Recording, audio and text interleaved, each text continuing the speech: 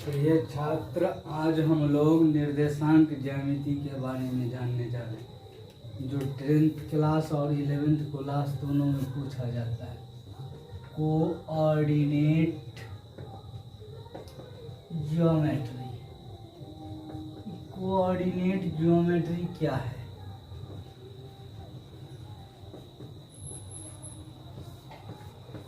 निर्देशांक ज्यामिति। निर्देशांक ज्यामिति का पिता रेने देस्कार्वे को कहा जाता है। निर्देशांक ज्यामिति है क्या?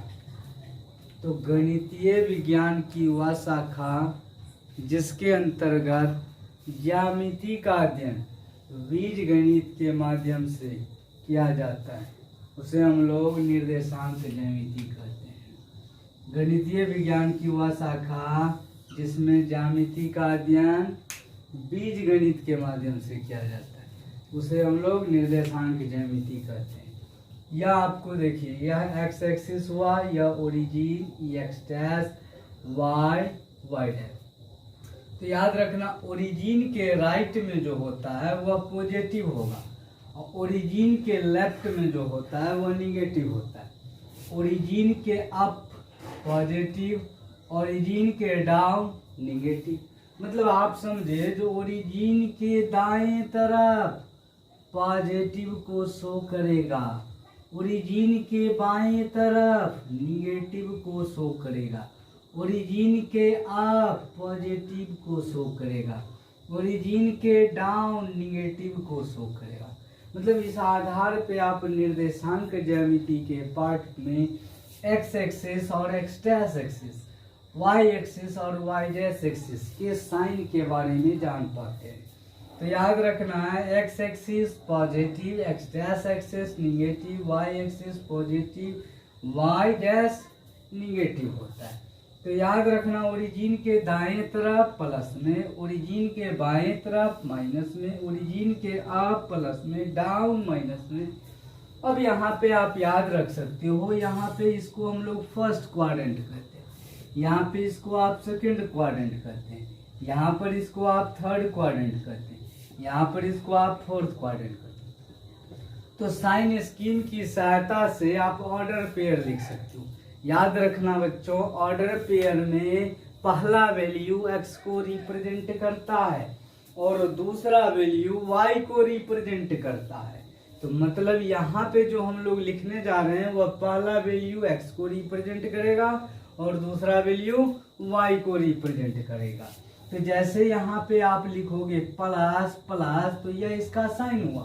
तो यहाँ पे आप देखिए, x axis positive, y axis positive, इसीलिए फर्स्ट क्वाड्रेंट का साइन पॉजिटिव पॉजिटिव। यहाँ पे सेकंड क्वाड्रेंट का साइन क्या होगा? तो देखिए, x axis negative, y axis positive, मतलब माइनस प्लस। इस आधार पे आप कह सकते हो फर्स्ट क्वाड्रेंट का साइन प्लस प्लस, सेकंड का माइनस प्लस और थर्ड का, तो देखिए x axis negative, y axis negative. इस आधार पे आप बता सकते हैं थर्ड क्वाड्रेंट का साइन माइनस माइनस होगा। अब आए फोर्थ क्वाड्रेंट में, तो फोर्थ क्वाड्रेंट का साइन क्या होगा? तो x axis positive, y axis negative, तो साइन निगेटिव। तो इस आधार पे आप फोर्थ क्वाड्रेंट का भी आप साइन बता सकते हैं प्लस माइनस। तो यहाँ से आप साइन स्कीम की सहायता से क्वाड्रेंट का साइन आराम से निकाल पाए। या क्वाड्रेंट में जो है आप फर्स्ट क्वाड्रेंट और सेकंड क्वाड्रेंट और थर्ड क्वाड्रेंट और फोर्थ क्वाड्रेंट, तो यहाँ पे क्वाड्रेंट का जो है साइन आप आसानी से पता कर पाए, जिसे हम लोग हिंदी में चतुर्थांश कहते हैं। तो इस आधार पे आप कह सकते हो फर्स्ट क्वाड्रेंट का साइन प्लस प्लस, जिसमें पहला वैल्यू x को रिप्रेजेंट करता है और दूसरा वैल्यू y को रिप्रेजेंट करता है। सेकेंड क्वाड्रेंट का साइन माइनस प्लस और थर्ड का साइन माइनस माइनस, फोर्थ का साइन प्लस माइनस। आप यह बता सकते हो फर्स्ट क्वाड्रेंट का अपोज आप थर्ड कह सकते हो। अगर फर्स्ट का साइन प्लस प्लस तो थर्ड का माइनस माइनस। तो यहाँ पे फर्स्ट का इनवर्स थर्ड, और याद रखना है सेकंड का इनवर्स फोर्थ। तो इस आधार पे आप कह सकते हो सेकंड का साइन माइनस प्लस तो फोर्थ का साइन प्लस माइनस। तो इससे आप क्वाड्रेंट के साइन को आसानी से याद कर पाओगे। आप जब तक ज्यामिति, निर्देशांक ज्यामिति या त्रिकोणमिति के बारे में जानेंगे तब तक आपको इस साइनों के साथ खेलना होगा। और यहाँ से आप यह याद रखोगे, जो लाइन परा रहे एक्स एक्सेस, जो लाइन खड़ा रहे वाई एक्सेस, मतलब जो पृथ्वी तल के समांतर हो उसे एक्स एक्सिस कहते हैं, और जो पृथ्वी तल पर लंबवत खड़ा हो उसे वाई एक्सिस कहते हैं। अब यहाँ से ध्यान देना है, ओरिजिन के दाएं साइड प्लस में, ओरिजिन के बाएं साइड माइनस में, ओरिजिन के अप प्लस में, ओरिजिन के डाउन माइनस में। इस आधार पे आप फर्स्ट क्वाड्रेंट का साइन प्लस प्लस, सेकेंड का माइनस प्लस, थर्ड का माइनस माइनस और फोर्थ का प्लस माइनस, इस कोऑर्डिनेट ज्यामिति में भी साइन को आप इजीली ध्यान रख सकते हो। फर्स्ट का अपोज थर्ड होता है और थर्ड का अपोज फोर्थ होता है। फर्स्ट का साइन आप याद रखोगे प्लस प्लस, थर्ड का माइनस माइनस, सेकंड का माइनस प्लस, फोर्थ का प्लस माइनस। पहला वैल्यू एक्स को रिप्रेजेंट करता है, दूसरा वैल्यू वाई को रिप्रेजेंट करता है। तो जैसे एक्स एक्सिस और वाई एक्सिस है तो यह पेयर में लिखते हैं। तो पहला वैल्यू जो एक्स को रिप्रेजेंट करता है इसे हम लोग आवेशिका कहते हैं, और दूसरा वैल्यू को हम लोग ऑर्डिनेट कहते हैं। आप हिंदी में इसे कह सकते हो, तो एक्स एक्सिस के निर्देशांक को भुज कहते हैं, वाई एक्सिस के निर्देशांक को आप कोटि कहते हो। तो पहला वैल्यू एक्स एक्सिस को रिप्रेजेंट करता है और दूसरा वैल्यू वाई एक्सिस के रिप्रेजेंट करता है। इस आधार पे आप इस कोऑर्डिनेट ज्यामिति के साइन को आसानी से याद कर पाओगे। और इसी साइन के साथ हम लोग आगे बढ़ते हैं।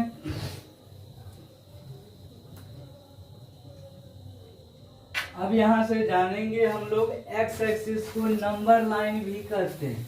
आप बेसिक कंसेप्ट के साथ क्लास 6, क्लास 7, क्लास 8, 9 या 10 में आप इस बात को जाने हैं, जो एक्स एक्सिस को नंबर लाइन कहते हैं और उस पर रियल नंबर को रिप्रेजेंट किया जाता है।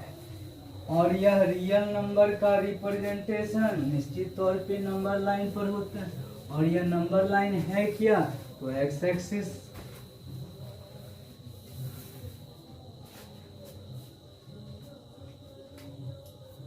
अब यहाँ से जानेंगे, पहला वैल्यू एक्स को रिप्रेजेंट करता है, दूसरा वैल्यू वाई को रिप्रेजेंट करता है। इसे हम लोग भुज कहते हैं, इसे हम लोग कोटि कहते हैं।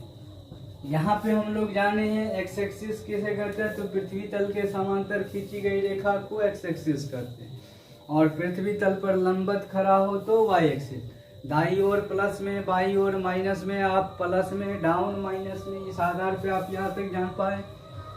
अब यहाँ से हम लोग जानेंगे जो एक्स एक्सिस के निर्देशांक को भुज करते हैं। जब आपको प्रश्न में लिखा रहे एक्स अक्ष का निर्देशांक, तो जब एक्स अक्ष का निर्देशांक आपको सिर्फ बोले तो वहाँ पे आप ध्यान दो x0, और जब बोले वाई अक्ष का निर्देशांक, वाई अक्ष का निर्देशांक the coordinate of y axis, तो यहाँ पे आप याद रखोगे 0y। एक्स एक्सिस का निर्देशांक तो x0। तो इस आधार पे एक्स एक्सिस और वाई एक्सिस के निर्देशांक को आप इजी वे में याद रख सकते हो। अब बोलेगा कभी एक्स अक्ष के समांतर, तो याद रखना है जब ये बोले एक्स अक्ष के समांतर, तो यहाँ पे देखिए जब ये बोले एक्स अक्ष के समांतर मतलब y0, और जब ये बोले आपको y अक्ष के समांतर, y अक्ष के समांतर, तो यहाँ पे जो है एक्स एक्सिस वाई एक्सिस है, यहाँ पे ऐसे खींचोगे मतलब x0। तो याद रखना एक्स अक्ष के समांतर तो y0, y अक्ष के समांतर तो x0। तो यहाँ से एक्स अक्ष के निर्देशांक, y अक्ष के निर्देशांक समझ पाएंगे। जब यहाँ पे पूछेगा कभी आपको एक्स अक्ष से दूरी, तो याद रखना है जैसे दिया रहे पेयर और पूछे एक्स अक्ष से दूरी तो y का निर्देशांक होता है। याद रखना y का निर्देशांक होता है। मतलब आप बता सकते हो भी, ठीक।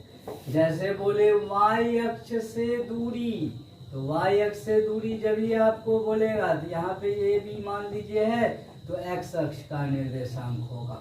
आप आसानी से बता सकते हो x अक्ष का निर्देशांक होता है और आराम से आप बता पाओगे। तो यहाँ पे क्या हो जाएगा ये। तो यहाँ तक हम लोग समझ पाए यहाँ तक के विभिन्न बातों को। अब हम लोग अगली बातों को अगले ढंग से मायने करने की चेष्टा करते हैं, समझने की चेष्टा करते हैं। आप भी इसे विशेष रूप से ध्यान दें और समझने की चेष्टा करें।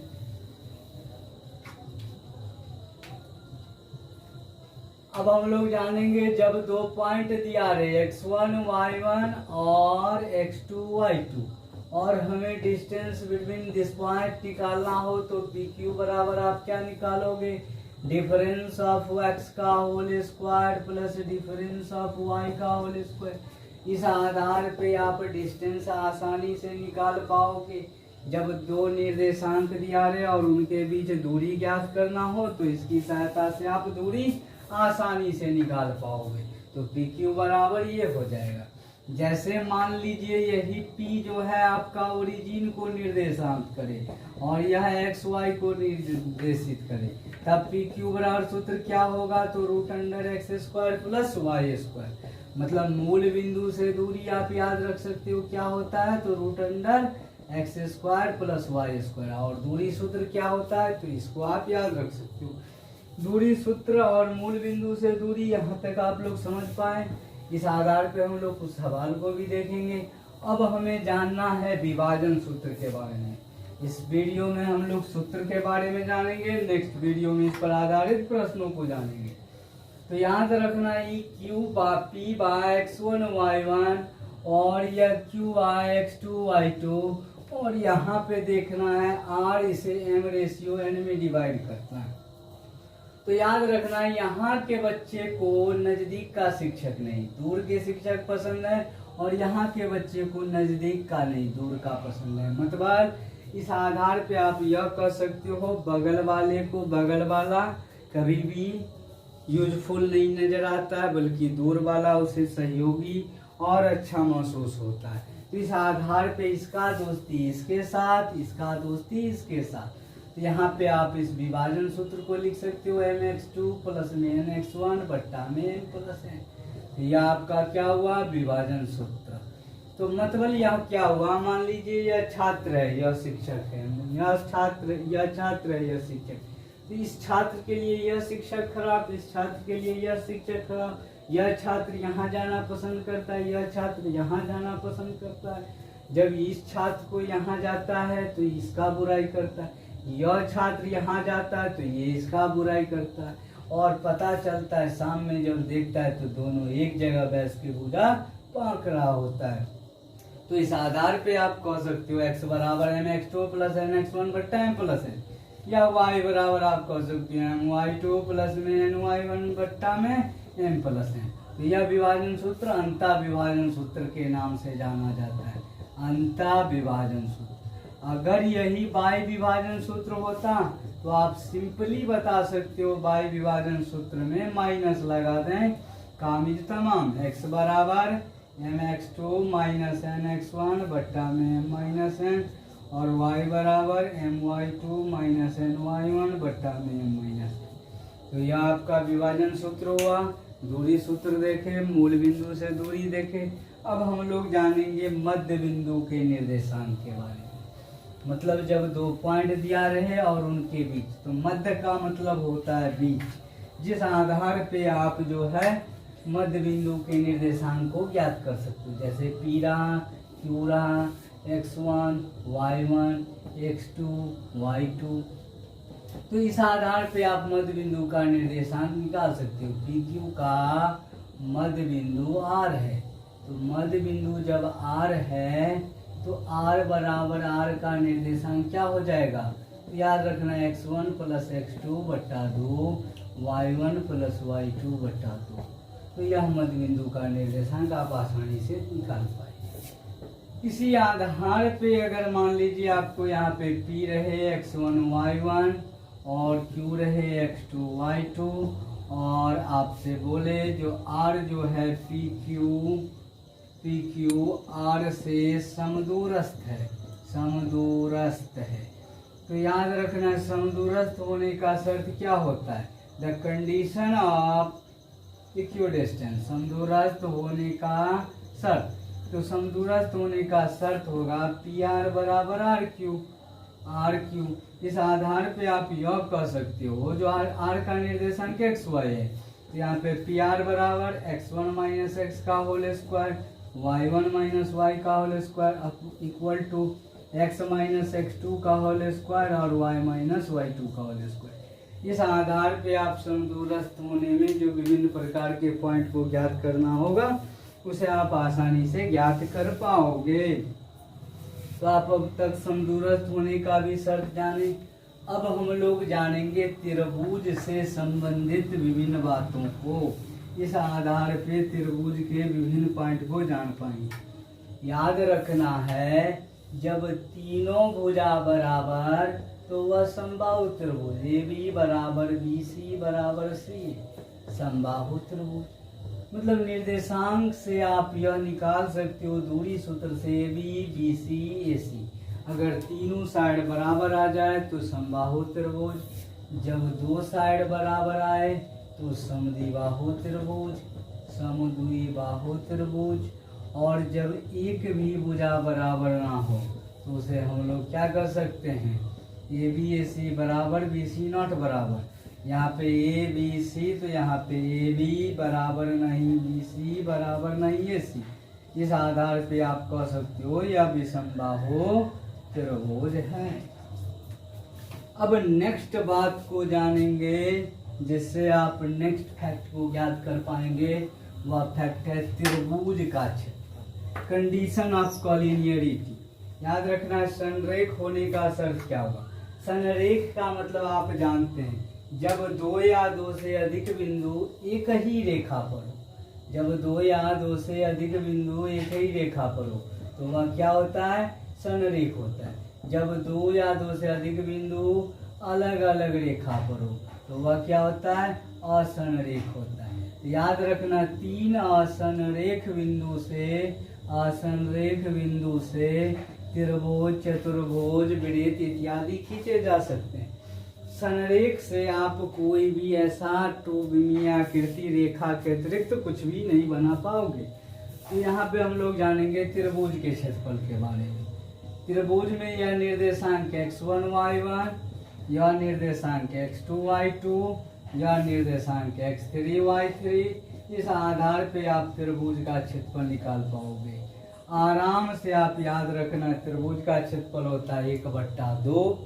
अब याद रखना इसका निर्देशांक इनटू इसका माइनस इसका, तो याद रखना 1 2 3 तो 2 - 3, 1 2 3 प्लस x2 तो 2 के बाद 3 1, उसके बाद x3 3 के बाद 1 2, रिपीटेशन अलाउ। इस आधार पे आप त्रिभुज का क्षेत्रफल निकाल लोगे। जैसे मानिए यहाँ पे A है, B है, C है, x1 y1 x2 y2 x3 y3।